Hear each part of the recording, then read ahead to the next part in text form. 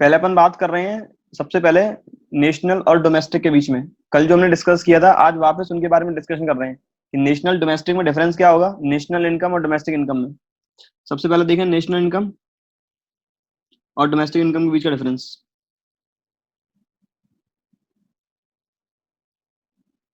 National income and domestic income. जो national income थी, इसका मतलब था ऐसी इनकम जो कमाई गई है एक नॉर्मल रेसिडेंट के द्वारा। एक ऐसी इनकम जो कमाई गई है नॉर्मल रेसिडेंट के द्वारा, चाहे ये इंडिया की बाउंड्री है, इंडिया की बाउंड्री के अंदर कमाए या फिर बाहर से कमाए, लेकिन जरूरी है वो इनकम कमाई जानी चाहिए एक नॉर्मल रेसिडेंट के द्वारा। फॉर एग्जाम्पल मिस्टर ए, इनके पास फैक्टर ऑफ प्रोडक्शन है, इनके पास फैक्टर ऑफ प्रोडक्शन है, इन्हें कुछ फैक्टर ऑफ प्रोडक्शन दिए हैं एक इंडियन कंपनी को, रिलायंस इंडिया को, और एक कुछ फैक्टर ऑफ प्रोडक्शन दिए हैं किसी फॉरेन कंपनी को, प्रोटेक्टर एंड गैम्बलर, पीएनजी। एक कंपनी इंडिया के अंदर है, रिलायंस कंपनी इंडिया के अंदर है, और पीएनजी कंपनी ये सपोज यूएसए में, इसकी ब्रांच, ये कंपनी यूएसए में। मिस्टर है, इनके पास फैक्टर ऑफ प्रोडक्शन है, तो इनकी इनकम जो जनरेट हुई होगी, सबसे पहली बात, जो इनकम जनरेट हुई है वो फैक्टर ऑफ प्रोडक्शन से जनरेट हुई है, तो फैक्टर इनकम बोली जाएगी। तो हम ये कंसीडर कर सकते हैं नेशनल या फिर डोमेस्टिक इनकम में। हम अभी बात कर रहे हैं केवल नेशनल इनकम की। इन्होंने मिस्टर ए जो कि इंडिया के अंदर रह रहे हैं, मैंने एक अजम्पशन ली है कि मिस्टर ए इंडिया के अंदर रह रहे हैं, तो मिस्टर ए इंडिया के अंदर रह रहे हैं और जो भी इनकम ये कमा रहे हैं वो इंडिया में ही खर्च करेंगे। इसका मतलब इनका इकोनॉमिक इंटरेस्ट भी इंडिया में है। अब चाहे ये इंडिया के अंदर से मतलब रिलायंस कंपनी से पैसा कमाएं या फिर पीएनजी से पैसा कमाएं, किसी भी कंपनी से पैसा रिसीव करें, इंडिया के अंदर करें या फिर इंडिया के बाहर करें, जो भी इनकम रिसीव की जाएगी वो नेशनल इनकम में काउंट होगी। दूसरी बात करें डोमेस्टिक इनकम की, डोमेस्टिक इनकम मतलब क्या था?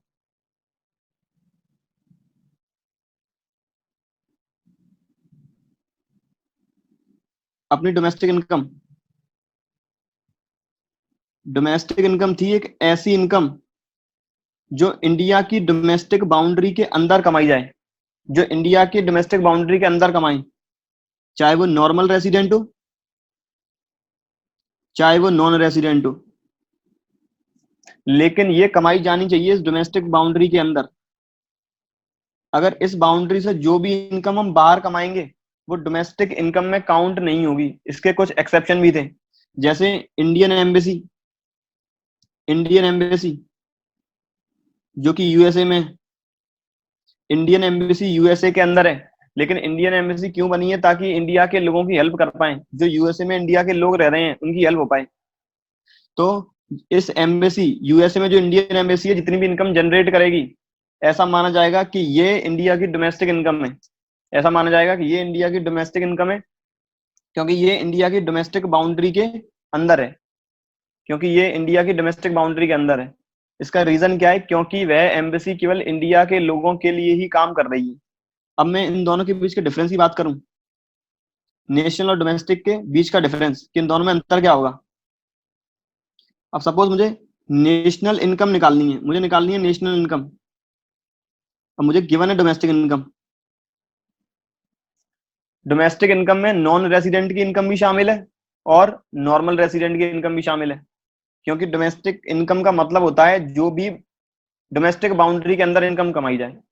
तो इस डोमेस्टिक इनकम में से मैं नॉन रेसिडेंट की इनकम माइनस कर दूं, इस डोमेस्टिक इनकम में से मैं नॉन रेसिडेंट की इनकम माइनस कर दूं, मतलब जितनी भी इनकम उन लोगों ने कमाई है जिनका इकोनॉमिक इंटरेस्ट इंडिया के बाहर है, उनकी इनकम में इसमें से माइनस कर दूं, उसे क्या बोलते हैं? Factor income to abroad. तो वह इनकम मैं माइनस कर दूं, फैक्टर इनकम टू अब्रॉड, ऐसी इनकम जो नॉन रेसिडेंट ने इंडिया में से कमाई है वो इनकम मैंने माइनस कर दी, इसे बोलते हैं फैक्टर इनकम टू अब्रॉड। अब ऐसे लोग जो इंडिया की डोमेस्टिक बाउंड्री से बाहर से पैसा कमा के लाए हैं, ऐसे लोग या ऐसे रेसिडेंट्स जो डोमेस्टिक बाउंड्री के बाहर से पैसा कमा के लाए इंडिया के अंदर, लेकिन वो इंडिया के नॉर्मल रेसिडेंट हैं, उनका इकोनॉमिक इंटरेस्ट इंडिया के अंदर है, क्या उनकी इनकम डोमेस्टिक इनकम में शामिल हुई होगी? नहीं हुई होगी। क्योंकि डोमेस्टिक इनकम का मतलब है केवल डोमेस्टिक बाउंड्री के अंदर वाली इनकम। मैंने सर्विसेज दी है यूएसए में, वहां से इनकम जनरेट हुई है, तो इसका मतलब मैंने इनकम कमाई है यूएसए के अंदर, इनकम कमाई है outside of the geographical boundary. तो ऐसी इनकम जो बाहर से एक नॉर्मल रेसिडेंट कमा के लाएगा उसे बोलेंगे फैक्टर इनकम फ्रॉम अब्रॉड। तो फैक्टर इनकम फ्रॉम अब्रॉड हम कर देंगे ऐड। नेशनल इनकम यदि निकालनी है डोमेस्टिक से, तो ऐसी इनकम जो एक नॉन रेसिडेंट कमा के ले गया है जिसे बोलते हैं factor income to abroad, minus कर देंगे। और ऐसी इनकम जो एक नॉर्मल रेसिडेंट बाहर से कमा के लाया है वो हम कर देंगे प्लस। अब सपोज यहां से हमें डोमेस्टिक इनकम निकालनी है नेशनल इनकम से, डोमेस्टिक इनकम निकालनी है नेशनल इनकम से, तो ये फीटा है जो वो इस साइड जाएगा, मतलब लेफ्ट हैंड साइड प्लस हो जाएगी। तो add factor income to abroad, और जो फैक्टर इनकम फ्रॉम अब्रॉड मैंने राइट हैंड साइड में प्लस किया वो इस साइड आएगी, तो हो जाएगी minus factor income from abroad. यदि हमें डोमेस्टिक इनकम निकालनी है नेशनल इनकम से, तो हमें नेशनल इनकम में ऐड करनी पड़ेगी वो इनकम जो नॉन रेसिडेंट इंडिया से कमा के ले गए हैं, क्योंकि हमें निकालनी है केवल जियोग्राफिकल बाउंड्री के अंदर वाली इनकम, तो वो इनकम कर लेंगे प्लस। और ऐसी इनकम जो बाहर से इंडिया में आई है वो कर देंगे हम माइनस, वो कर देंगे अपन माइनस। इसके बाद बात करें कि अब मार्केट प्राइस और फैक्टर कॉस्ट में अंतर क्या होगा, मार्केट प्राइस से फैक्टर कॉस्ट या फिर फैक्टर कॉस्ट से मार्केट प्राइस कैसे निकालेंगे।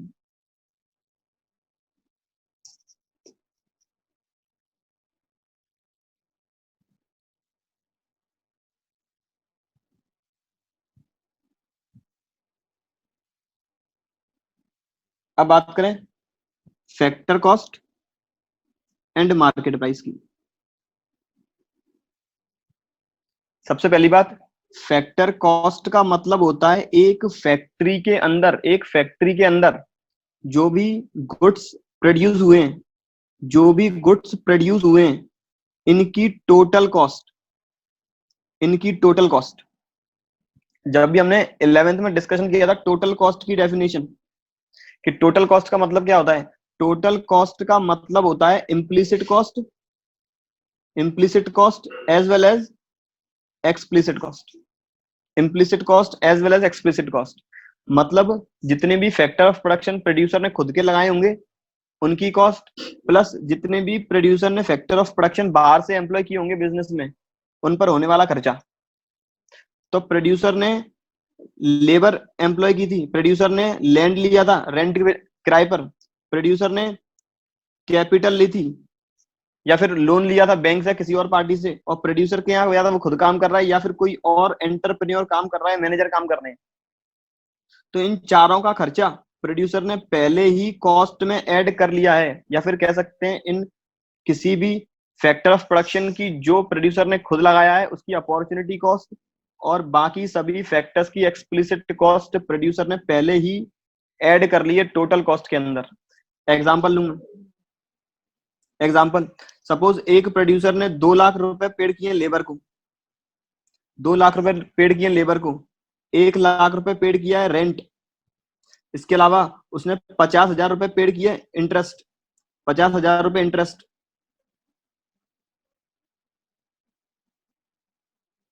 50,000 रुपए इंटरेस्ट, और उसकी खुद की सैलरी बनती है 1.5 लाख रुपए। और जितने भी non factorial input raw material cost suppose 3 lakh, raw material cost 3 lakh, labour employ की उसकी वेजेस 2 लाख, जो उसने लैंड लिया था किराए पे उसका रेंट 1 लाख, इसके अलावा 50,000 रुपए जो भी उसने पैसा लिया था लोन पर उसकी ब्याज इंटरेस्ट, और वो खुद काम कर रहा है उसकी सैलरी 1.5 लाख। तो इन पांचों एलिमेंट को हम बोलेंगे टोटल कॉस्ट, इन पांचों एलिमेंट को बोलेंगे टोटल कॉस्ट। यदि प्रोड्यूसर अपना सारा आउटपुट बेचना चाहता है तो इन पांचों एलिमेंट की कॉस्ट ऐड कर देंगे, 3 लाख प्लस 3 6, 6 और 2 8। प्रोड्यूसर यदि अपना माल बेचना चाहता है तो 8 लाख रुपए पे मार्केट में बेच सकता है जितना भी उसने माल बनाया होगा। यदि ये हम बात करें 2 सेक्टर इकोनॉमी के अंदर तब जब केवल प्रोड्यूसर और हाउस होल्ड सेक्टर्स होंगे, केवल तब तभी प्रोड्यूसर ये माल बेच पाएगा, तभी प्रोड्यूसर माल बेच पाएगा ये 8 लाख में। अब फैक्टर कॉस्ट और मार्केट प्राइस के बीच में डिफरेंस एस्टिंग्विश कर, डिफरेंस क्लैरिफाई करने के लिए या फिर डिफरेंस लाने के लिए गवर्नमेंट सेक्टर को बीच में लाना पड़ता है कि इन दोनों में डिफरेंस होगा, क्योंकि गवर्नमेंट सेक्टर है प्रोड्यूसर्स और हाउस होल्ड के बीच में, कि प्रोड्यूसर्स बिना गवर्नमेंट के मार्केट में माल नहीं बेच पाएंगे। तो गवर्नमेंट क्या करती है, यदि दुकानदार या फिर फैक्ट्री वाला मार्केट में माल बेचना चाहता है तो इनडायरेक्ट टैक्स इंपोज करेगी, जितने भी इनडायरेक्ट टैक्स है वो इंपोज करेगी, जीएसटी, कि आप यदि 8 लाख का माल मार्केट में बेचना चाहते हो तो आपको जीएसटी देने पड़ेगी सपोज 5%। तो इसका मतलब 8 लाख का माल, 8 लाख का 5% 40,000, अब 8 लाख का माल 8,40,000 में बेच पाओगे मार्केट में। यदि गवर्नमेंट को लग रहा है प्राइस बहुत ज्यादा है गुड्स की तो वो सब्सिडी प्रोवाइड कराती है, गवर्नमेंट सब्सिडी प्रोवाइड कराएगी, गवर्नमेंट सब्सिडी देगी ताकि गुड्स कम दाम पे मार्केट में बिक पाए, तो सब्सिडी कर देंगे माइनस। सब्सिडी सपोज गवर्नमेंट देती है 20,000 रुपए की, तो इसका मतलब वह गुड मार्केट में बिक सकता है 8,20,000 पे। यदि प्रोड्यूसर मार्केट में माल बेचेगा तो वो बेचेगा 8,20,000 में। तो फैक्टर कॉस्ट और मार्केट प्राइस, फैक्टर कॉस्ट का मतलब है वो गुड्स कितने रुपए पर बनके तैयार है फैक्ट्री के अंदर, और मार्केट प्राइस का मतलब मार्केट में इनडायरेक्ट टैक्सेस और सब्सिडी का एडजस्टमेंट करने के बाद कितने पर बिकेगा। तो फैक्टर कॉस्ट और मार्केट प्राइस के बीच का डिफरेंस है नंबर 1 इनकम इनडायरेक्ट टैक्सेस और नंबर 2 है सब्सिडी। इनडायरेक्ट टैक्सेस और सब्सिडी का जो भी अंतर आएगा वो डिफरेंस क्लियर करेगा फैक्टर कॉस्ट और मार्केट प्राइस के बीच में। अब एक बार कैसे निकालेंगे फैक्टर कॉस्ट से मार्केट प्राइस या फिर मार्केट प्राइस से फैक्टर कॉस्ट? फॉर्मूला, यदि हमें मार्केट प्राइस निकालनी है, यदि हमें मार्केट प्राइस निकालनी है, हमें गिवन है फैक्टर कॉस्ट, मार्केट प्राइस निकालनी है, फैक्टर कॉस्ट गिवन है, तो फैक्टर कॉस्ट में ऐड करते हैं इनडायरेक्ट टैक्सेस और लेस करेंगे सब्सिडी। फैक्टर कॉस्ट में ऐड करेंगे इनडायरेक्ट टैक्सेस और लेस करेंगे सब्सिडी।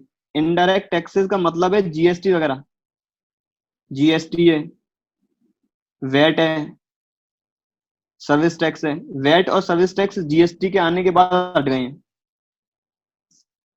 यदि हमें फैक्टर कॉस्ट निकालनी है तो मार्केट प्राइस में से इनडायरेक्ट टैक्सेस करेंगे माइनस और सब्सिडी करेंगे प्लस, तो हम फैक्टर कॉस्ट निकाल सकते हैं। फैक्टर कॉस्ट निकालने के लिए market price minus indirect taxes plus subsidy, ये था अपना दूसरा एलिमेंट या फिर दूसरा component market price and factor cost का। इसके बाद डिस्कस करें तीसरा, जो कि है gross and net. Gross and net simple है। ग्रॉस एंड नेट निकालने के लिए ग्रॉस वैल्यू होती है जो हमने जिस कॉस्ट पर परचेज की है वो मशीनरी या फिर गुड्स, जिस वैल्यू पर हम कैपिटल गुड परचेज करेंगे, प्रोड्यूसर सेक्टर के रेस्पेक्ट में बात कर रहा हूं मैं, जितने भी वैल्यू पर वो एसेट परचेज करेंगे वो आएगा ग्रॉस के अंदर। केवल कॉस्ट, जिस कॉस्ट पे हम परचेज करेंगे वो। और नेट का मतलब होता है डेप्रीसिएशन माइनस करने के बाद वाली वैल्यू। नेट का मतलब होता है डेप्रीसिएशन माइनस करने के बाद वाली वैल्यू। यदि हमें ग्रॉस निकालना है, नेट गिवन है, तो नेट में मैं ऐड कर लूंगा डेप्रीसिएशन, केवल डेप्रीसिएशन।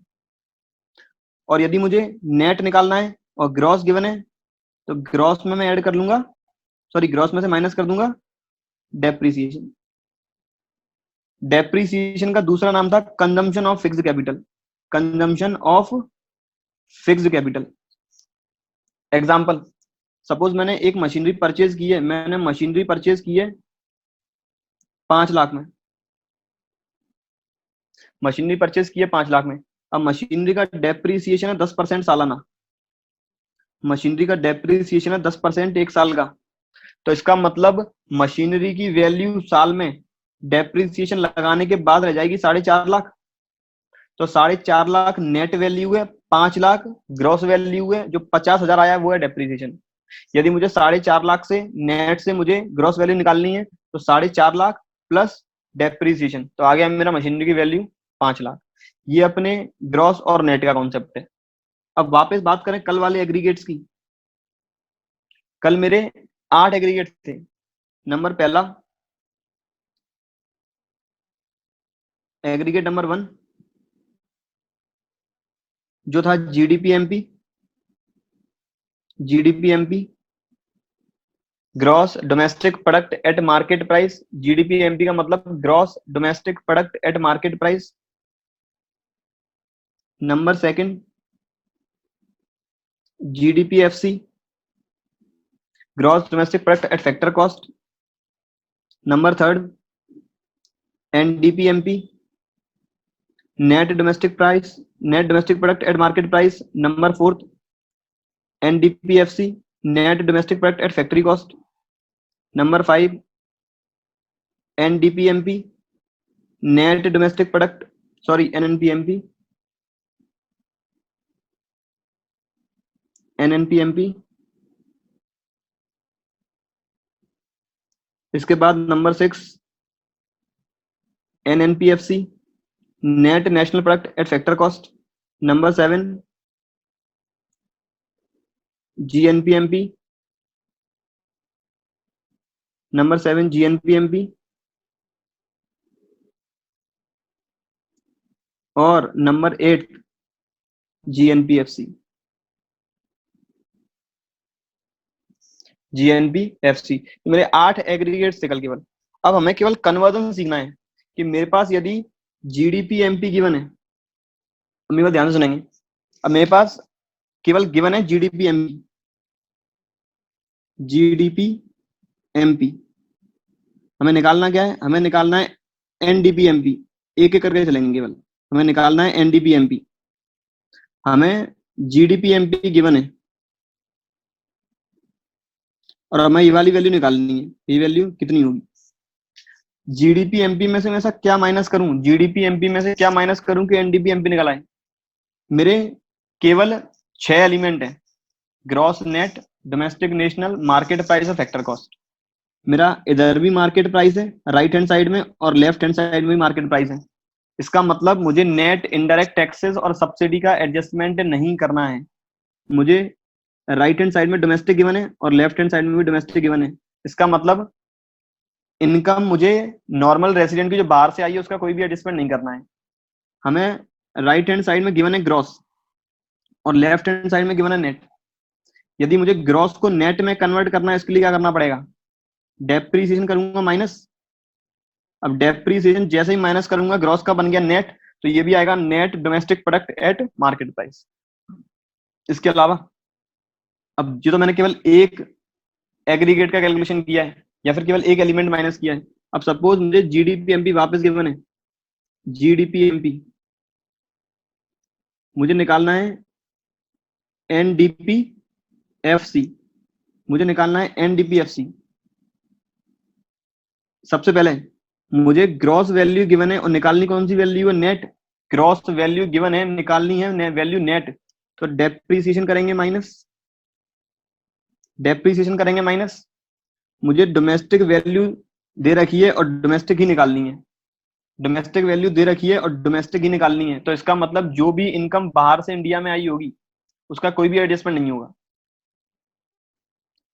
इसके बाद मार्केट प्राइस गिवन है, निकालनी है फैक्ट्री कॉस्ट।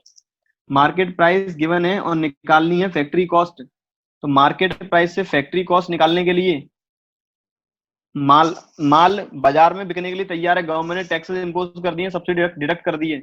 हमें उस वैल्यू पे निकालनी, हमें वो वैल्यू निकालनी है जो हमारी फैक्ट्री के अंदर थी। तो मैं इनडायरेक्ट टैक्सेस जो भी गवर्नमेंट ने लगाए होंगे वो कर दूंगा माइनस, और गवर्नमेंट ने जो भी सब्सिडी दी होगी, रिलीफ दी होगी, वो कर देंगे प्लस। तो ये कन्वर्ट हो गया ग्रॉस नेट में और मार्केट प्राइस फैक्टर कॉस्ट में। इसके अलावा और लें। अब मेरे पास सपोज वापस जीएनपी एफ सी गिवन है इस बार, जीएनपी एफ सी। अब मुझे निकालना है एनएनपी एफ सी। मुझे जीएनपी एफ सी गिवन है, निकालना है एनएनपी एफ सी। तो केवल ग्रॉस और नेट का डिफरेंस है, तो केवल माइनस कर दूं डेप्रीसिएशन, केवल माइनस कर दूं डेप्रीसिएशन। इसके अलावा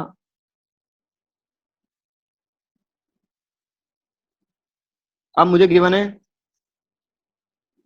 जीएनपी एमपी, मुझे गिवन है जीएनपी एमपी, निकालना है जीडीपी एमपी। मुझे जीएनपी एमपी गिवन है और निकालना है GDP MP. Gross right hand में, ग्रॉस लेफ्ट हैंड में, मार्केट प्राइस राइट हैंड में, मार्केट प्राइस लेफ्ट हैंड में। केवल डिफरेंस है नेशनल और डोमेस्टिक का। क्या मैं निकालनी है, डोमेस्टिक दे रखी है, नेशनल निकालनी डोमेस्टिक है और नेशनल दे रखी है। डोमेस्टिक निकालने के लिए नेशनल में से वह इनकम माइनस कर दूं जो नॉर्मल रेसिडेंट बाहर से कमा के लाया है, क्योंकि मुझे केवल डोमेस्टिक टेरिटरी की इनकम निकालनी है जो इंडिया की डोमेस्टिक बाउंड्री के अंदर कमाई गई है। तो इसमें से माइनस कर दूंगा वह इनकम जो इंडिया का नॉर्मल रेसिडेंट कमा के लाया है बाहर से, जिसे बोलते हैं फैक्टर इनकम फ्रॉम एब्रॉड। और ऐसी इनकम प्लस कर देंगे जो नॉन रेसिडेंट इंडिया से कमा के ले गया है। अब वो प्लस क्यों कर रहे हैं, क्योंकि हमें नेशनल गिवन है और नेशनल में कभी भी नॉन रेसिडेंट की इनकम शामिल नहीं होगी। तो ऐड कर देंगे ऐसी इनकम जो नॉन रेसिडेंट इंडिया से कमा के ले गया है। अगला मुझे गिवन है सपोज एनडीपी एमपी, गिवन है एनडीपी एमपी या एनडीपीएफसी ले लेते हैं इस बार। एनडीपीएफसी गिवन है, निकालना है जीएनपी एमपी, जीएनपी एमपी। सबसे पहले मुझे नेट दे रखा है, ग्रॉस निकालना है। नेट गिवन है, ग्रॉस निकालना है, तो ऐड करेंगे डेप्रीसिएशन। इसके अलावा डोमेस्टिक गिवन है, निकालना क्या है, नेशनल। इंडिया की डोमेस्टिक बाउंड्री की इनकम दे रखी है, निकालनी है इंडिया के नॉर्मल रेसिडेंट की इनकम। माइनस करेंगे सबसे पहले ऐसी इनकम जो नॉन रेसिडेंट कमा के ले गया है इंडिया से, factor income to abroad. Add करेंगे वह इनकम जो नॉर्मल रेसिडेंट बाहर से कमा के लाया है, फैक्टर इनकम फ्रॉम अब्रॉड। इसके बाद अगला एग्रीगेट, हमें फैक्ट्री कॉस्ट को मार्केट प्राइस में कन्वर्ट करना है। तो अपना माल यदि मार्केट में बेचना है तो गवर्नमेंट टैक्सेस लगाएगी, तो इनडायरेक्ट टैक्स होंगे प्लस और सब्सिडी हो जाएगा माइनस। सब्सिडी हम कर देंगे माइनस। इसके अलावा और एग्जांपल लें, मुझे इस बार गिवन है एनएनपीएमपी, निकालना है जीएनपीएफसी। मुझे गिवन है एनएनपीएमपी, निकालना है जीएनपीएफसी। नेट को ग्रॉस में कन्वर्ट करने के लिए ऐड करेंगे डेप्रीसिएशन। नेट को ग्रॉस में कन्वर्ट करने के लिए ऐड करेंगे डेप्रीसिएशन। मार्केट प्राइस को फैक्ट्री कॉस्ट में कन्वर्ट करने के लिए इनडायरेक्ट टैक्सेस करेंगे माइनस और सब्सिडी करेंगे प्लस। क्योंकि मार्केट प्राइस का मतलब गवर्नमेंट ने इनडायरेक्ट टैक्स और सब्सिडी का एडजस्टमेंट कर दिया है। गवर्नमेंट ने अपना इनडायरेक्ट टैक्स लगा दिया है और सब्सिडी माइनस कर दी है, हमें फैक्ट्री कॉस्ट पे लेके आना है। तो इनडायरेक्ट टैक्स करेंगे माइनस और सब्सिडी करेंगे प्लस। यही थी आज की अपनी पूरी क्लास।